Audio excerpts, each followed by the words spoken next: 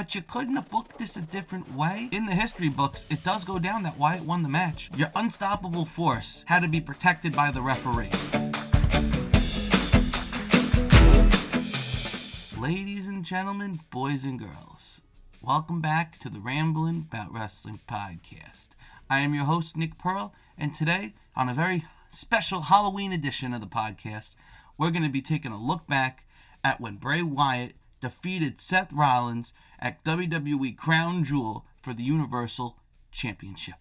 So I think we could all agree that The Fiend was one of the greatest characters ever to be involved in WWE programming. Much like The Undertaker, The Fiend was something different that we had never seen before. It wasn't just one character. It was a multi-personality type deal where you had the Funhouse Bray Wyatt and you had The Fiend. He was the biggest thing going in the WWE at this time, and Vince McMahon decided, you know what, we need to put him in the main event title picture. I think we could all agree that The Fiend did not need a world championship. Do we like it? Yes. But he didn't need it. It didn't really fit the character. So at SummerSlam, The Fiend debuts in ring, defeating Finn Balor in one of the best squash matches that you will ever see in your entire life. From there, he takes out a bunch of legends, Kurt Angle, Jerry Lawler, Kane, Mick Foley. But right after this, after he has the match against Finn and he takes out all these legends, he is automatically tossed into the main event scene. I was like, you gotta be kidding me. The Fiend debuted in August and now he's going for the World Championship around September or October? I don't know why that's happening, but I wasn't complaining because I was a big fan. Clash of Champions 2019, Seth Rollins defends the Universal Championship against Braun Strowman. He beat the absolute hell out of Braun, by the way. Stomp after stomp after stomp. Pedigree, you know how it goes. But at the end of the night, lights go out. There's The Fiend attacking Rollins. People are concerned, like, oh my God, he's either going to win the title or he's going to lose right after being brought back. In the Firefly Funhouse, Wyatt says, I want you at Hell in a Cell. The build to this, I don't quite remember. I don't want to remember because the match itself, I wish it never happened. This is one of the worst Hell in a Cell matches that I have ever seen. It ended in a referee stoppage. Hell in a Cell, everything's supposed to be legal, but no. You have The Fiend taking all these bumps, kicking out 1-2, you're making him look like an unstoppable force. In wrestling, that's really hard to do, because if you do that to one person, who the hell's gonna beat them? And then you're ruining the credibility that the character, it's like it's got that arc that goes up, up. Once it loses, that's it. It's done. Nothing else could come from it. So you're automatically establishing The Fiend that he cannot lose in this match. By using a DQ, Rollins using the toolbox and the sledgehammer, I don't even want to think about it. It's just so stupid. Your unstoppable force had to be protected by the referee. In the history books, it does go down that Wyatt won the match, but you couldn't have booked this a different way.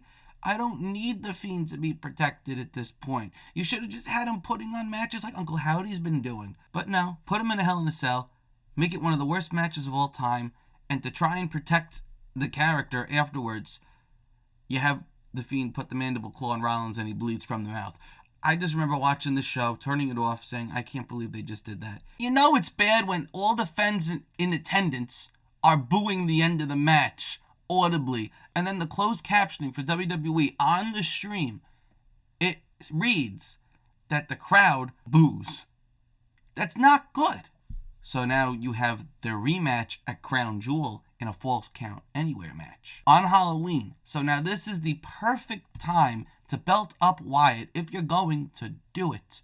The thing is, he had just been drafted, and him and Rollins are on two different brands. So do you want to do a title switch, or do you not want to do a title switch? I didn't watch this show live, so I was very nervous all day until I got home to watch. Thankfully, they didn't screw up again. Finally, they have The Fiend defeat Rollins, and they had a very fun ending sequence there with all the pyro and the electric going off. Fiend pins Rollins 1-2-3, becoming the Universal Champion for the first time. And now that he's on SmackDown, they got to change the belt from red to blue. So, whoop, snapping his fingers, he's a magician now. The belt is now blue. Not only that, but The Fiend couldn't walk out with a blue belt. So now you got a championship belt also introduced with The Fiend's face on it, which I have upstairs. I have it on display, so I couldn't bring it down. He then had an actual decent run with the belt. He had a great series of matches against Bryan Danielson, Daniel Bryan. He shaved Bryan's head. And then, at Royal Rumble, they had one of the best strap matches you'll ever see, where it all goes downhill real quick You have The Fiend against Goldberg at Super Showdown back in Saudi, where Goldberg squashes The Fiend. Ugh, I hate it. I just hate thinking about it. I don't know why they thought this was a good idea. Nobody wanted to see Goldberg versus Roman for the title, and that's where they were going. But you killed The Fiend. He should have been beaten by someone that was built up. No, let's throw Goldberg at him. You gotta be freaking kidding me. You get a little glimmer of hope because he has John Cena in his future going in the Firefly Funhouse match, which is one of the best cinematic matches, if not the best cinematic match in all of wrestling. Now, I know there aren't a ton, but this was just great. I sat down here watching this, and I just couldn't get the smile off my face. The Boneyard match the night earlier was great, but this was even better. Wyatt finally gets his win back from John Cena, and now Wyatt looks like he's going to be able to recover, and The Fiend is all right. You then get Braun Strowman going after Goldberg. I don't even remember this happening. Just now that I'm looking at my notes, Goldberg loses to Braun Strowman. Braun Strowman wins the Universal Championship. He had stepped in because Roman was out. So what's the natural progression of things? Oh, you gotta send Wyatt after Braun. Why did you even drop it to Goldberg if Strowman's now got the belt and Wyatt's just gonna go back after it? Did you not think he was a strong enough match for Mania? If you thought that, what the hell is wrong with you? Now, the story with this match was very fun, but then they had the horror show at Extreme Rules where they had the swamp match, which I thought was decent. I thought it was good, but other people didn't. The Fiend hadn't showed up for some reason until the end. Coming out of the water, you say, oh, they're going to get some type of rematch. So they get the match at SummerSlam, in ring, Fiend versus Braun Strowman, where the Fiend wins the Universal Championship for a second time. And you think he's going to have another decent reign? No, Roman Reigns is back, spears Braun, spears Wyatt, and at Payback, the Fiend loses the belt again, and Roman Reigns is now the Universal Champion. And he goes on his long run that he's had. So Wyatt loses this title. Where does he go from here? He ends up getting into a feud with Randy Orton. I don't think they've had a good match. And it's a shame because they want to work with each other. It's just however it's booked, it doesn't end up coming across great at all. They blow off to the feud at WrestleMania where Wyatt's finally going to get his win back against Orton. Nope. Not gonna happen. Alexa Bliss turns on Wyatt. Randy Orton beats The Fiend 1-2-3 clean in the ring after one RKO. And then that's the last we see of The Fiend. So stemming from that Halloween Universal Championship win, it's supposed to be one of the highest moments of his entire career. It just dips down real quick. And then it comes back up a little, but then dips down even more. And then he gets released. It's just such a shame.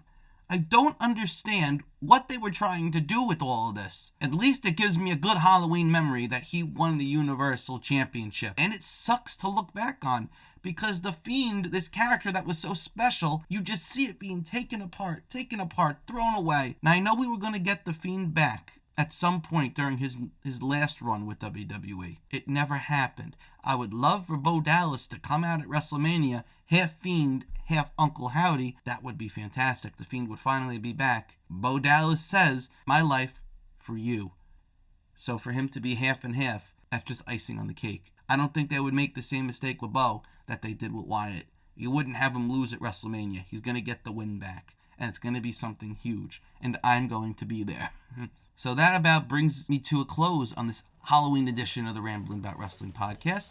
I've been your host, Nick Pearl. It only made sense to talk about Uncle Howdy and Bray Wyatt because this is kind of like their holiday, and I had the masks, so I figured why not. I'm going to go get ready to hand out candy to little kids in front of the pharmacy. I'm going to be putting on a Minion onesie. That's a drastic difference. I will not be wearing my Uncle Howdy mask. So everybody have a happy Halloween, and I'll catch you all on the next one. Let's keep rambling.